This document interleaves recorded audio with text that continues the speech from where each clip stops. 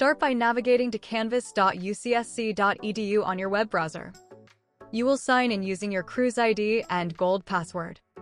We recommend bookmarking the UCSC Canvas page, as you will be using this tool throughout your time at UC Santa Cruz.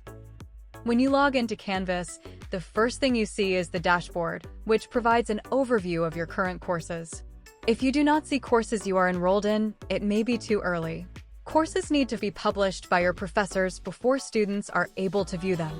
Once courses are published, you can control which ones show on your dashboard by navigating to the Courses tab on the left and selecting All Courses. If you want to add courses to your dashboard, click the star icon next to each class. When you click on any of your courses, it will open up to their homepage. You will find information about the class and how to navigate the various areas here. Every professor organizes their Canvas course differently, so it is important for you to take the time and read any directions carefully. Additionally, the sidebar includes a to-do list that displays links to announcements and other items that require action in your courses, such as assignments, quizzes, discussions, and pages. Next, we have the calendar, which will show you important dates that professors add to their courses. This usually includes times when lectures and sections meet, but sometimes can also have significant due dates.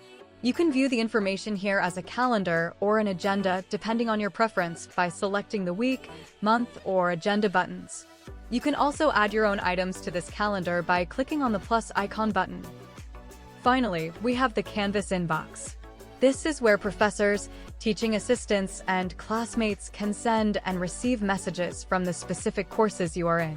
You can organize your inbox by particular classes by clicking on the All Courses box in the top left.